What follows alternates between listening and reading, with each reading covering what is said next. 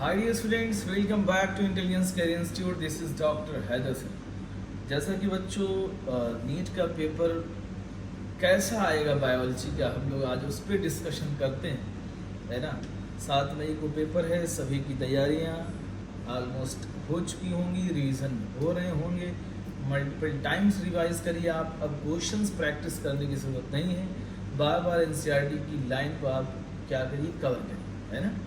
तो ये हमारे पास एनसीईआरटी, जैसा कि सर फोकस करिए यहाँ पे। ये एनसीईआरटी जो है, जो हमने पढ़ी थी, ये वाली एनसीईआरटी है और ये 12th एनसीईआरटी है। आज थोड़ा सा हम लोग डिस्कस करेंगे कि क्वेश्चंस कैसे आ सकते हैं। इस एनसीईआरटी से 100 से ज़्यादा डॉक्टर बना दिए हैं जो है। अब आप लोगों की बारी है ना। तो बच्चों जो है, कैसे पढ़ना है, क्या करना है ना। अब स्मार्ट स्टडी आपको करनी है, ये नहीं कि जो है घुसे पड़े एक चैप्टर को लेके जो है 2 घंटे पढ़ रहे हैं। वो समय गया कि आप एक चैप्टर पढ़ रहे हैं 2 घंटे, 3 घंटे, 4 घंटे, है ना। और क्वेश्चंस प्रैक्टिस आप 2 से 3 घंटे एक चैप्टर की कर रहे हैं, वो सब समय जा चुका है। अब आप कुछ ना करिए, एनसीईआरटी उठाइए, है ना। सबसे पहले जिनकी प्रिपरेशन नहीं है अच्छी, वो सबसे पहले 12th एनसीईआरटी करें। जिनको सिर्फ क्वालिफाई होना है, ठीक है ना, वो 12th एनसीईआरटी सबसे पहले करें।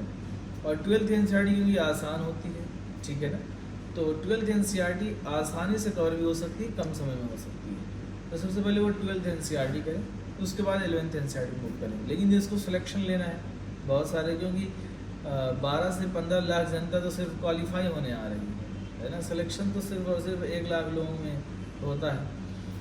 तो हम ओवरऑल सारी बातें करेंगे, मेजॉरिटी की बातें ज़्यादा करनी चाहिए, तो ये एक गलत चीज़ हो जाएगी, है ना। लेकिन जो फैक्ट है, रियलिटी है, वो यही है कि 15 लाख लोग जो है सिर्फ क्वालिफाई होने के लिए आते हैं कि हम क्वालिफाई हो जाएं, 120 नंबर, 140 नंबर हमारा आ जाए। अब सिलेक्शन की जो बात होती है, वो 1 लाख बच्चों में होता है कॉम्पिटिशन्स, है ना। उसमें भी 50,000 में अच्छा कॉम्पिटिशन देखने को मिलता है। तो लेकिन हम बात करेंगे कैसे सिलेक्शन लेना है, इस पर बात करेंगे।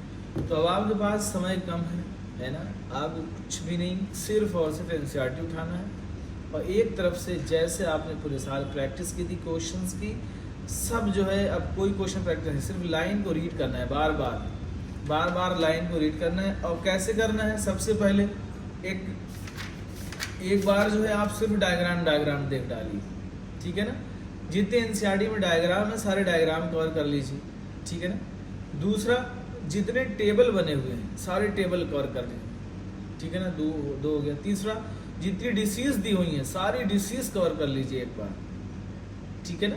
चौथा, जो इम्पोर्टेंट पॉइंट है, इम्पोर्टेंट पैराग्राफ है, जैसे बीटी टॉक्सिन जीन वाला पैराग्राफ क्वेश्चंस आने हैं, एल्गा वाला पैराग्राफ क्वेश्चंस आने हैं, है ना, फंजाई का पैराग्राफ क्वेश्चंस आने हैं, ठीक है ना। तो ऐसे पैराग्राफ जिसमें आपको लगता है, जैसे एंजियोस्पर्म का पैराग्राफ हो गया, क्वेश्चंस आने हैं। तो आपने पूरे साल पढ़ाई की है, तो आपको कहीं ना कहीं एक बार लगता होगा ये चीज़, है ना, कि यहाँ से क्वेश्चंस आने हैं, इस बार यहाँ से टकराएगा क्वेश्चंस। तो ये चीज़ें आपको पैराग्राफ देखना है। चौथा, उसके बाद आप वो चीज़ें कवर करिए। स्टेटमेंट टाइप कैसे बनेगा, है ना, और स्टेटमेंट के क्वेश्चंस आने। इस बार ये भी मत समझिएगा क्वेश्चंस आसान आने, स्टेटमेंट के क्वेश्चंस रहेंगे, तो वो आपको थोड़ा सा ट्रिकी बनाएंगे, थोड़ा सा क्वेश्चंस के लेवल को जो है, पेपर को जो है, थोड़ा सा टफ करेंगे ये लोग, है ना। और इसमें दिमाग भी लगाना होता है। तो पहला तो मैचिंग आप आसानी से कर लेंगे, पूरे डायग्राम देख डालिए आप, पूरी टेबल को कवर कर डालिए आप, इम्पोर्टेंट पैराग्राफ को कवर करिए, ठीक है ना।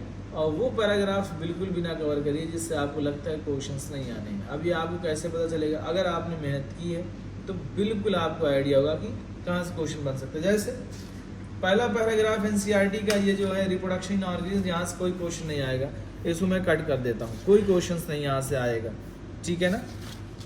ये सिर्फ यहाँ देखिए, यहाँ से भी कोई क्वेश्चन नहीं आएंगे। तो इस तरीके से आपको पता होना चाहिए। अब यहाँ से क्वेश्चंस मैचिंग के आ सकते हैं, मैचिंग के क्वेश्चंस आ सकते हैं।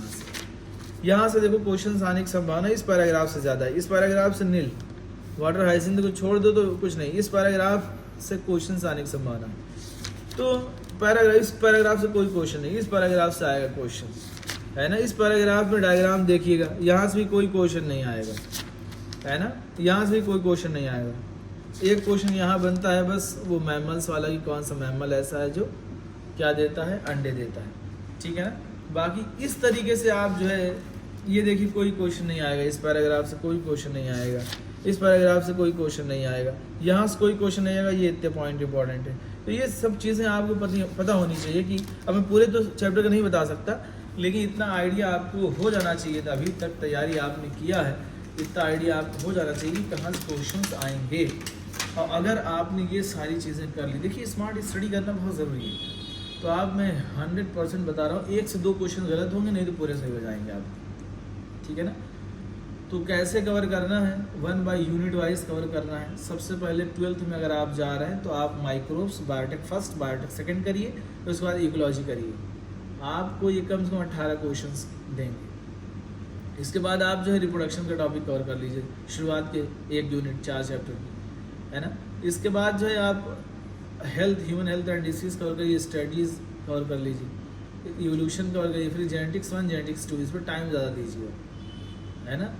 तो इस तरह से आप कवर करिए और सेलेक्टेड टॉपिक ही पढ़िए आप, ठीक है।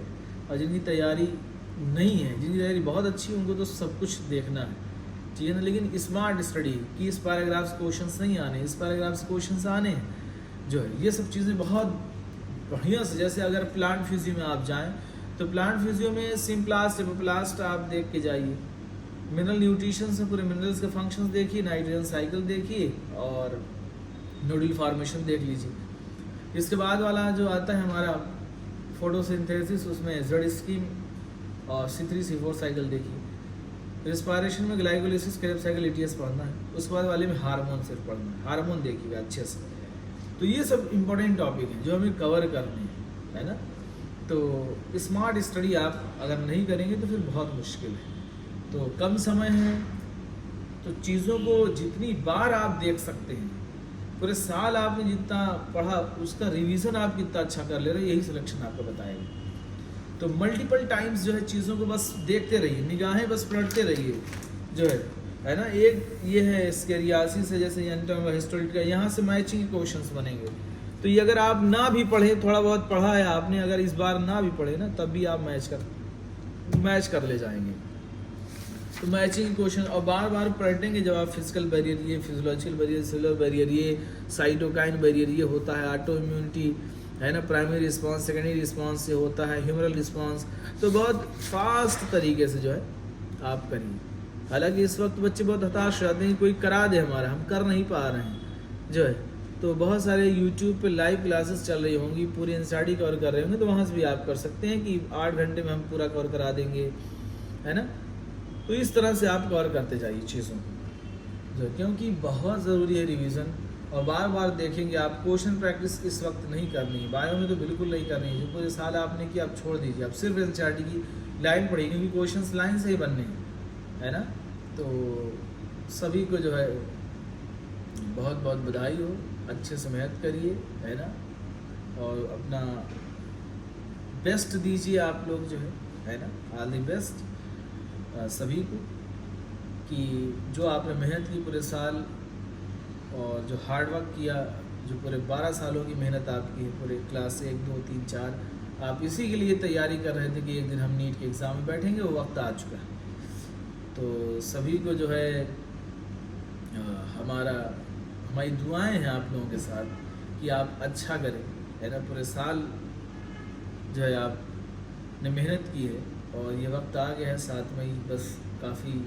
और एंजाइटी जब हो, कोई प्रॉब्लम हो, लूज मोशंस हों, ऐसी सारी चीज़ें हों, तो ज़रूर कांटेक्ट करिएगा, है ना। ये सारी चीज़ें आपको कहीं ना कहीं अफेक्ट कर जाती हैं, और मैसेज ज़रूर करिएगा, इसकी मेडिसिन आपको दे दी जाएगी। और कभी भी आपको कोई एंजाइटी सा फील हो, स्ट्रेस फील हो, प्रेशर्स फील हो, तो आप ज़रूर कांटेक्ट करिए। आपको जो है मोटिवेट किया जाएगा, कहीं ना कहीं डिस्ट्रेस, डिप्रेशन और इन सब चीज़ों से आपको हटाया जाएगा, है ना। तो सभी को ऑल द बेस्ट आने वाले एग्ज़ाम के लिए। ओके, बाय बच्चों।